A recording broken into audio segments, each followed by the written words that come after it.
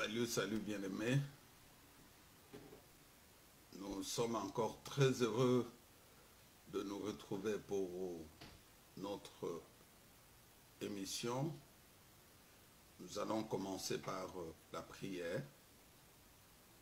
Seigneur, merci pour la grâce, merci pour ton amour, ta fidélité, ta bonté, surtout l'opportunité que tu nous offres. La Bible déclare que au commencement était la parole était avec Dieu, cette parole s'est faite chair, la parole c'est Jésus-Christ. Nous voulons que ta parole de ce matin amène la vie dans chacun de nous et qu'elle amène une transformation puissante. Descends ce lieu, Père, glorifie-toi du début jusqu'à la fin, au nom de notre Seigneur Jésus. Amen. Que notre Dieu soit encore béni pour l'opportunité qu'il nous offre de partager sa parole. Mes bien-aimés, nous sommes à quelques jours de la fin de l'année 2020. Je crois que c'est un moment merveilleux où chacun de nous doit faire le bilan de la manière dont tu as marché avec le Seigneur. C'est pour cela mon message d'aujourd'hui est intitulé Rétrospective 2020.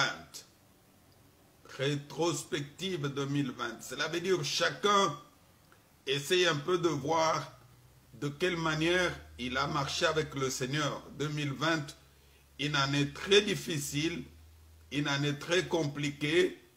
Je peux dire depuis que je suis né, ce que nous avons vécu cette année, je ne l'ai jamais vu.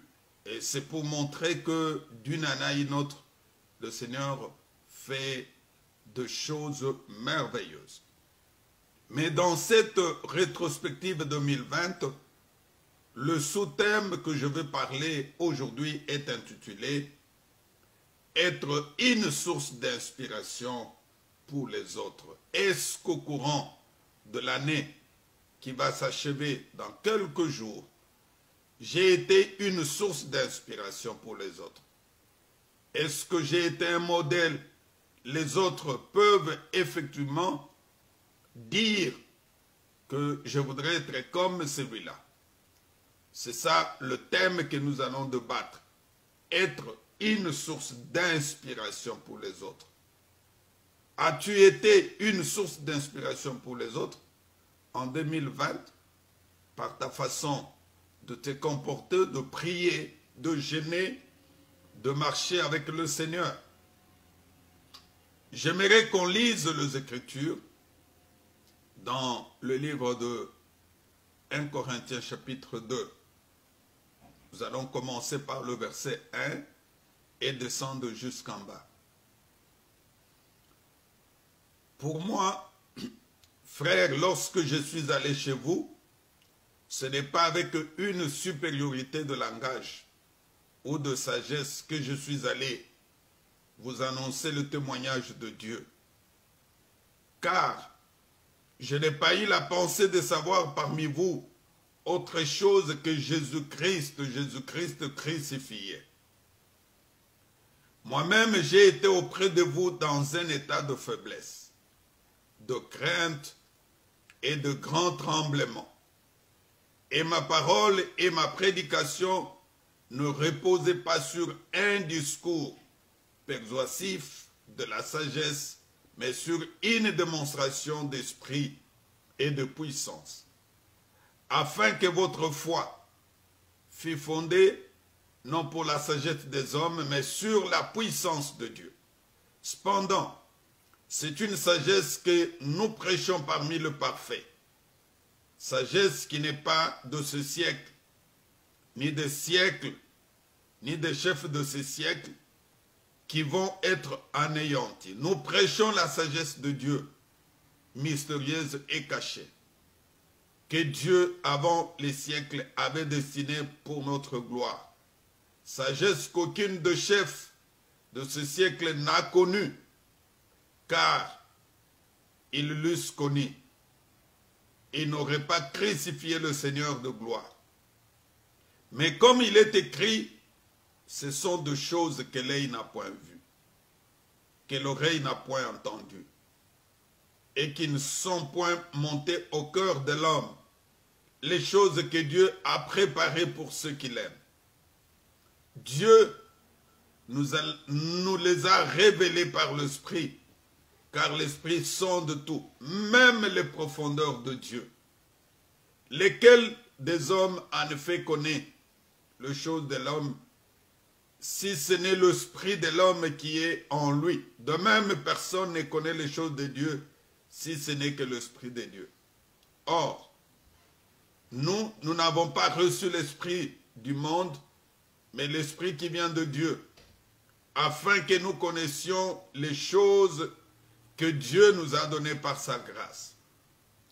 Et nous en parlons non avec des discours qu'enseigne la sagesse humaine, mais avec ceux qu'enseigne l'esprit, employant un langage spirituel pour les choses spirituelles.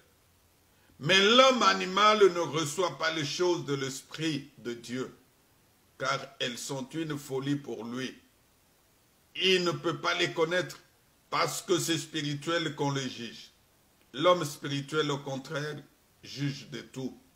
Il n'est pas lui-même jugé par personne. Car qui a connu la pensée du Seigneur pour l'instruire? Or, nous avons la pensée de Christ, parole du Seigneur.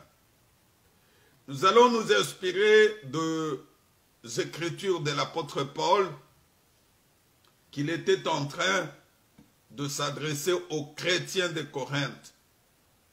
L'apôtre Paul, autrement appelé apôtre de païens, était en train de parler sur sa situation, sur sa façon dont il s'était approché auprès de ce bien-aimé. Il commence lui-même en disant « Je ne me suis pas approché auprès de vous avec la supériorité de langage ou la sagesse pour vous annoncer le témoignage de Dieu. » Il dit « Je n'ai pas eu la pensée de savoir parmi vous autre chose que Jésus-Christ. » Il dit qu'il s'est approché auprès de ce frère dans un état de faiblesse. Ça, c'est la première des choses.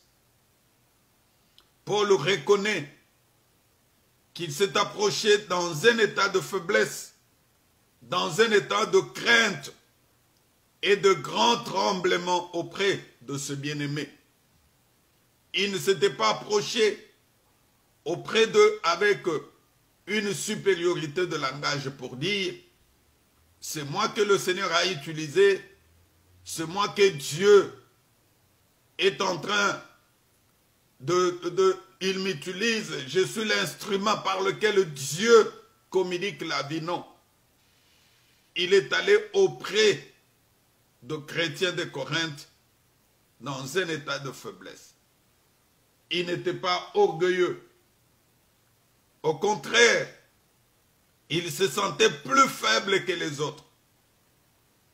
Il n'est pas allé auprès d'eux dans un état où il pouvait se faire voir pour dire « c'est moi qui l'ai dit ». Non. Il avait reconnu effectivement que c'est le Seigneur qui était en train de se manifester en lui. Et dans le langage de Paul, nous reconnaissons l'humilité qui était en lui. Un homme humble, quelle que soit la façon dont le Seigneur était en train de l'utiliser, il dit qu'il s'est approché dans un grand tremblement. Et plus loin, il dit que sa parole et sa prédication ne reposaient pas sur les discours persuasifs de la sagesse. Il ne voulait pas montrer que c'est par sa sagesse, non. Il dit que c'était une démonstration de la puissance de Dieu. Tout ce que Dieu faisait en lui, lui n'était qu'un simple instrument. Voilà l'attitude de l'apôtre Paul vis-à-vis de ce frère. Il est en train de s'humilier, il est en train de se rabaisser. Paul n'a pas été un sujet d'orgueil vis-à-vis des autres. Il n'a pas voulu minimiser, par exemple, les apôtres que Dieu avait utilisés avant lui, parce que le Pierre ont été avec Jésus-Christ physiquement, c'est que Paul n'a pas été.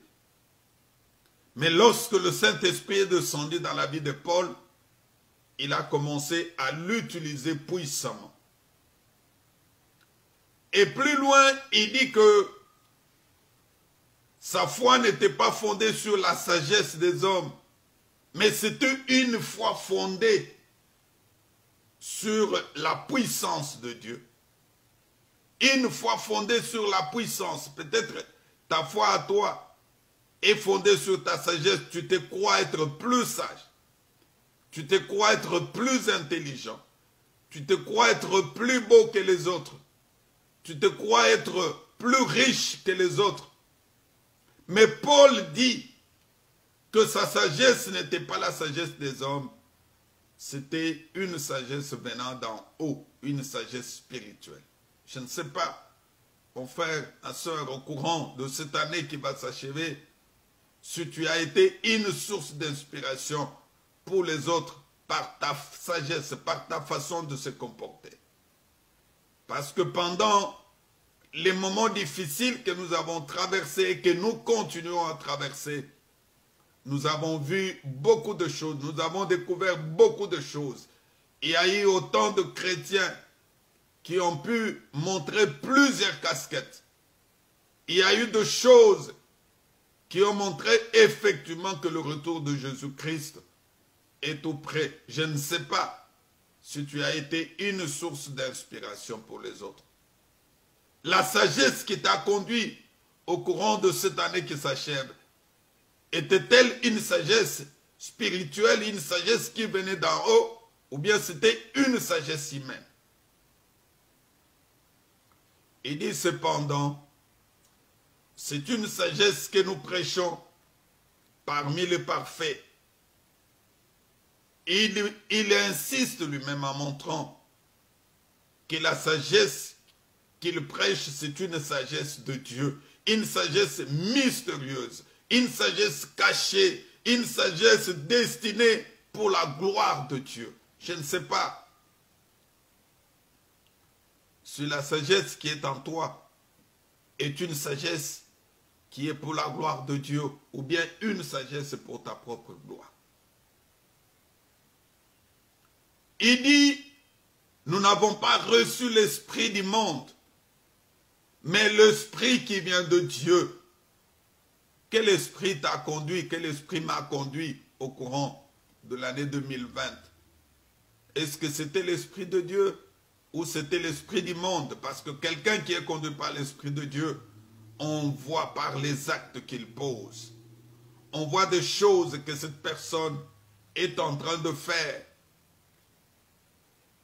Et bien aimé, l'apôtre Paul a été un modèle pour les autres. Et plus loin, il dit, ce sont des choses que l'œil n'a point vues et que l'oreille n'a point entendues. Des choses qui ne sont point montées au cœur de l'homme, mais les choses que Dieu a préparées en avance pour ceux qui l'aiment. Est-ce que tu peux comprendre que tu es le bien-aimé de l'Éternel? Et que ces choses, Dieu les a préparées avant ta création pour que toi et moi, nous soyons un modèle, que nous soyons une source d'inspiration pour les autres. As-tu été une source d'inspiration pour les autres? Ou tu as été un scandale par ton comportement, par ta façon d'agir, par ta façon de marcher, de t'habiller? Peut-être tu as été, non pas une source d'inspiration, mais tu as été au courant de toute l'année l'objet pour attirer la curiosité des autres. Tu voulais seulement te faire remarquer. Tu voulais minimiser les autres. Même pendant le temps de Covid, même pendant les temps difficiles, tu voulais toujours te faire remarquer. Mais pas dans un bon sens. Mais tu cherchais à te faire remarquer dans un mauvais sens. Ce qui n'est pas bon. Parce que l'apôtre Paul insiste en disant, l'esprit que nous avons reçu, c'est un esprit qui vient de Dieu. Et que les choses que nous avons enseignées, ce sont des choses que Dieu nous a inspirées. L'esprit qui est en toi, vient-il de Dieu ou bien c'est l'esprit qui vient de toi-même? Parce que quand quelqu'un agit selon l'esprit de Dieu, il est un modèle pour les autres. Il est une source d'inspiration pour les autres. Et les autres seront là pour l'imiter. Est-ce qu'au courant de l'année qui va s'achever tout de suite, toi et moi, nous avons été une source d'inspiration pour les autres? Ou bien nous avons été un sujet de scandale? Parce que si nous avons été une source d'inspiration, nous pouvons dire aujourd'hui aux autres de nous imiter. L'apôtre Paul dit aux chrétiens, il dit, soyez mes imitateurs comme je l'ai su moi-même de Christ. Il a été un modèle par sa façon de parler, par sa façon de se comporter, par sa façon d'agir. Et c'est ainsi, comme lui-même a été le modèle pour Christ, il demande aux autres d'être aussi un modèle. Il demande aux autres aussi de l'imiter. Est-ce que nous pouvons aujourd'hui dire aux autres de nous imiter? Il est vrai que c'est Jésus-Christ qui est notre modèle. Mais l'apôtre Paul était sûr de sa manière de marcher, de sa manière de se comporter. C'est ainsi qu'il disait aux autres qu'il pouvait être effectivement un sujet de gloire et que les autres pouvaient l'imiter. Plus loin, il dit, c'est à cause de vous, frères, que j'ai fait de ces choses une application à ma parole et à celle d'Apollos, afin que vous appreniez à nos personnes de ne pas aller au-delà de ce qui est écrit, que nul ne vous ne conçoive de l'orgueil en faveur de l'un contre l'autre. Il dit, car, qu'est-ce qui te distingue? Qu'est-ce que tu n'as pas reçu? Et si tu l'as reçu, pourquoi te glorifies-tu comme si tu ne l'avais pas reçu? Est-ce que tu n'as pas été un sujet de te glorifier au courant de cette année? Peut-être tes émissions ont été plus suivies par les autres. Et surtout pendant les confinements, où on avait de cultes en live, le Seigneur a fait grâce que tes cultes soient suivis par plusieurs personnes. Gloire à Dieu, parce que nous devons prêcher la parole, nous devons annoncer la parole. Mais que cela ne soit pas un sujet de te glorifier, que cela ne soit pas un sujet de minimiser les autres, même si les autres n'ont pas été suivis, même si les autres n'ont pas eu l'occasion de faire de culte comme tu le faisais, mais que tout cela soit pour la gloire de Dieu. Toi et moi, avons-nous été une source d'inspiration pour les autres au courant de cette année qui s'achève? Oui ou non? C'est le moment de faire la rétrospective de l'année 2020. Pourquoi je n'ai pas été une source d'inspiration pour les autres? Par sa façon de me comporter, par sa façon, par ma façon de marcher, par ma façon d'être. Parce que L'apôtre Paul, en descendant, il parle de 3 catégories d'hommes. Il parle d'abord, de l'homme animal,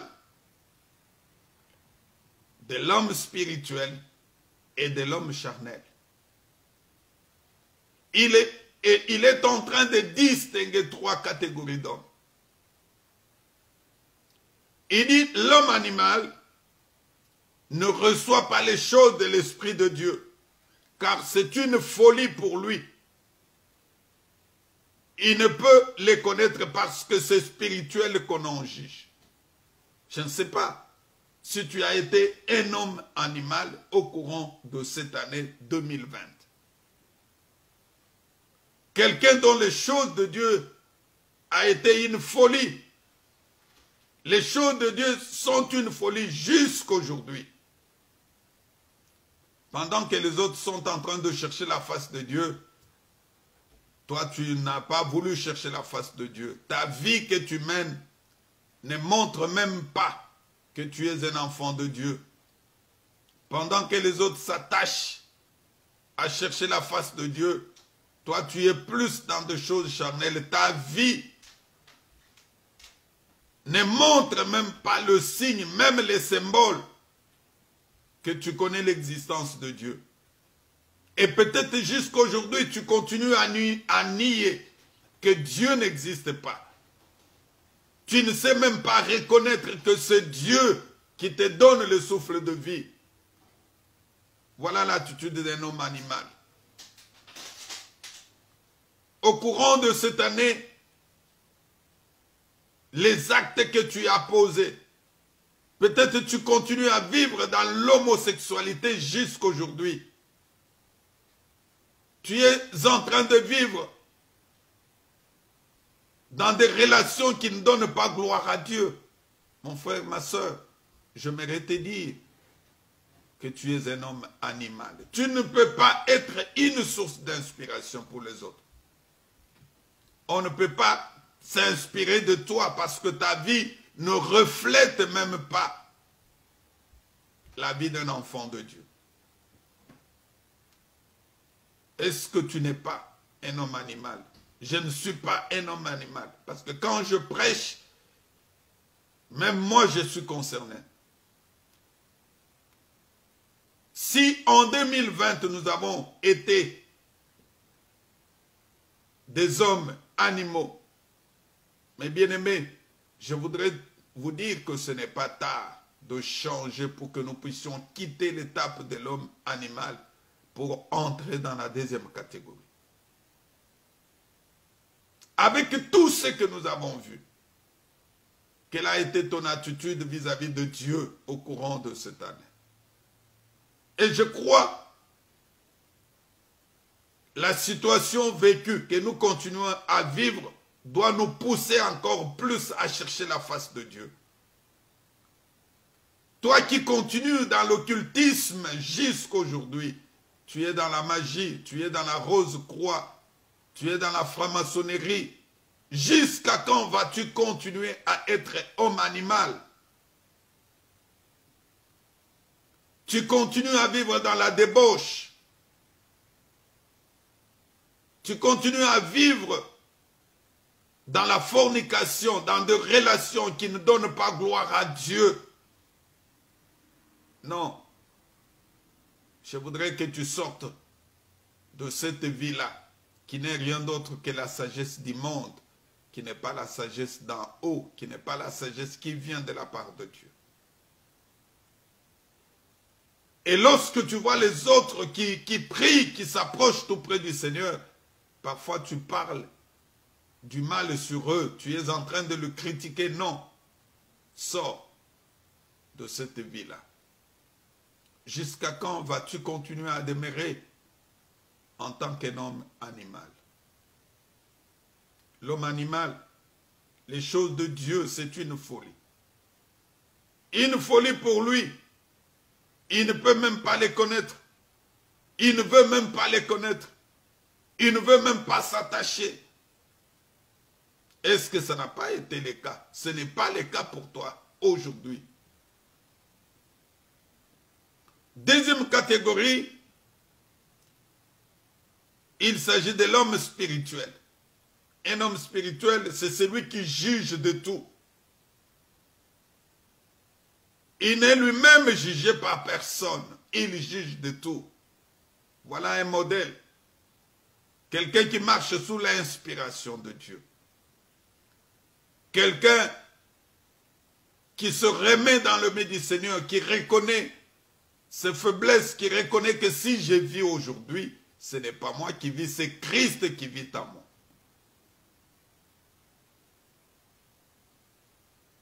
Est-ce que tu as été? Tu as été un homme spirituel au courant de l'année qui s'achève. Parce qu'il n'y a que toi qui s'est donné le bilan de ta vie. J'ai parlé rétrospective 2020. Je vais parler de ce thème jusqu'à la fin de l'année. Quels sont les fruits as-tu produits au courant de cette année qui va s'achever? As-tu produit le fruit d'un homme spirituel ou le fruit d'un homme animal? Parce qu'on reconnaît l'arbre par ce fruit. Les actes que tu poses, que tu as posés, peut te permettre de te classer. Tu es dans quelle catégorie? Un homme spirituel, c'est celui qui marche avec l'Esprit de Dieu. Il juge de tout. Il ne peut pas se comporter de n'importe quelle manière. Il ne peut pas marcher de n'importe quelle manière. Il marche. L'homme spirituel marche dans la droiture, marche dans la volonté de Dieu, dans la crainte de l'Éternel, dans l'obéissance. Les choses de Dieu, c'est sa nourriture. Un homme spirituel ne peut pas passer toute une journée sans lire la parole de Dieu. Ne peut pas passer une journée sans prendre le temps de se recueillir devant la face de Dieu. As-tu été spirituel au courant de l'année qui s'achève? Ou tu as été un homme animal? Très important. Parce que si tu n'as pas été un homme spirituel, mon frère, je te dis, ça n'a pas été une bonne chose. Et la troisième catégorie, il s'agit de l'homme charnel. Il dit pour moi, mes frères, ce n'est pas comme à des hommes spirituels que je puis vous parler, mais comme à des hommes charnels, comme à des enfants en Christ. Un homme charnel, c'est celui qui a déjà reçu Jésus-Christ dans sa vie. Mais il continue encore à vivre dans le péché. Il a déjà reçu Jésus, il fait un effort, mais le péché domine en lui. Il est tantôt un pied dedans, un pied dehors. N'as-tu pas été un homme charnel au courant de cette année qui s'achève? Même si tu venais prier, même si tu donnais tes sacrifices, même si tu faisais n'importe quoi, mais quelque part, le péché continue à dominer ta vie. Le péché continue à s'imposer. Le péché continue à te conduire. Tu marches sous la conduite du Saint-Esprit. Est-ce que ce n'était pas le cas pour toi au courant de l'année 2020? Mes frères et sœurs, tu ne peux être dans ces trois catégories. Soit dans la catégorie d'un homme animal, soit dans la catégorie d'un homme spirituel ou d'un homme charnel. Mais la volonté de Dieu est que toi et moi nous soyons des hommes spirituels. Ne peut être une source d'inspiration pour les autres que celui qui est spirituel. Tant que tu es charnel, les autres ne peuvent pas te prendre comme un modèle. Paul a été un modèle pour les autres.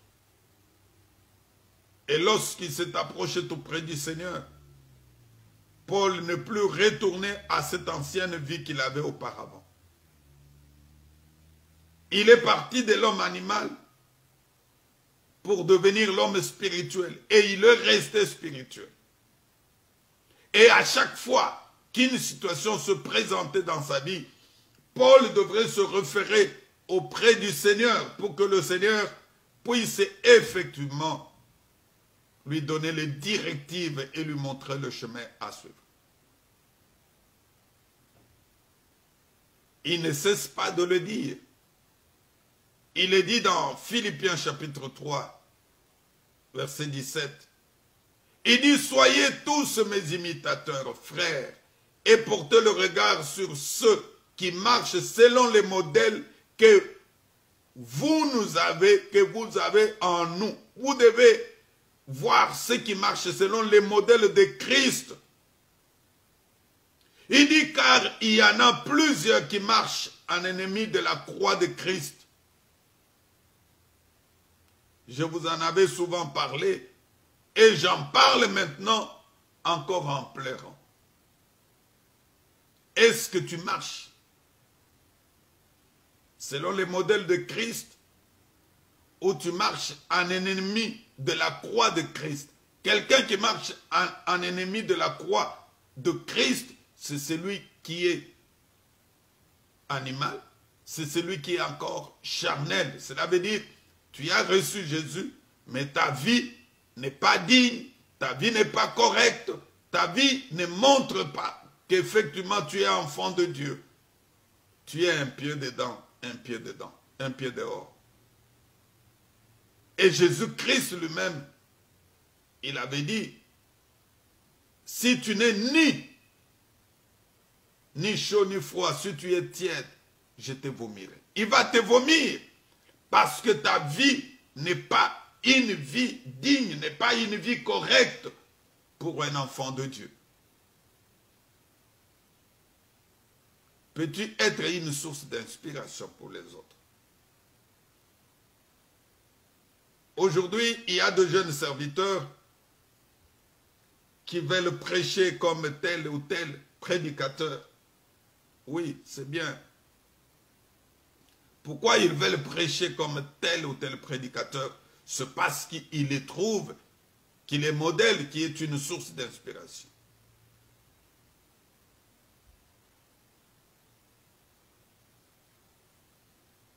Paul dit dans 2 Thessaloniciens chapitre 3, 9, en descendant, il dit, ce n'est pas que nous n'en eusses le droit, mais nous avons voulu vous donner en vous-même un modèle à imiter.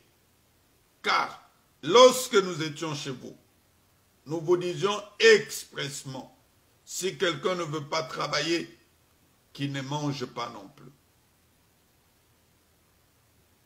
Il faut être un modèle par ta façon de travailler, que les autres s'inspirent. Non, je voudrais être comme tel frère. Je voudrais être je voudrais être comme telle maman. Une source d'inspiration pour les autres. Mais malheureusement, nous ne l'avons pas été au courant de cette année. Bien-aimé, j'aimerais te dire qu'il n'est pas encore trop tard. Même si tu n'as pas été une source d'inspiration pour les autres, le Seigneur est capable aussi de le faire. Il est capable de le faire dans ta vie, jusqu'aujourd'hui.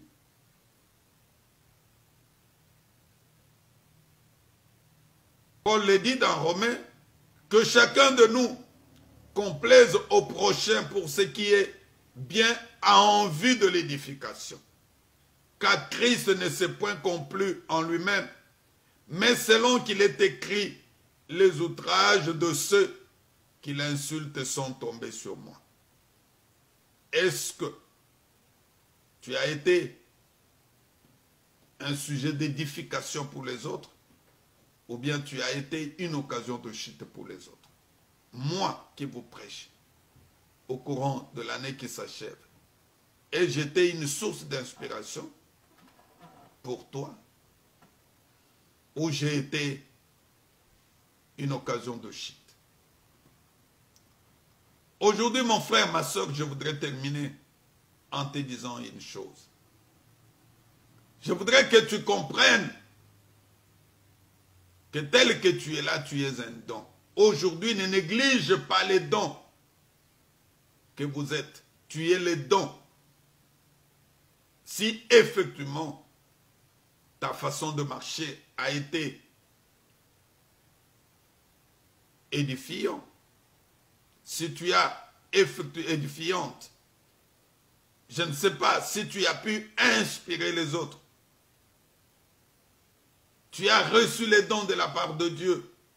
Il faut valoriser ce que Dieu a mis en toi. Il ne faut pas te sous-estimer. Il ne faut pas croire que tu n'as rien.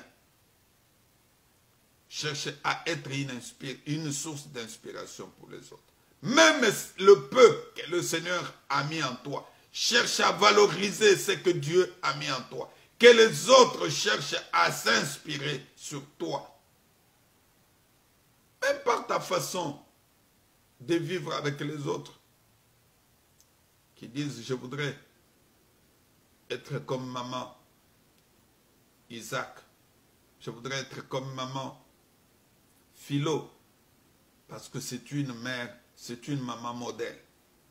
Je voudrais être comme le frère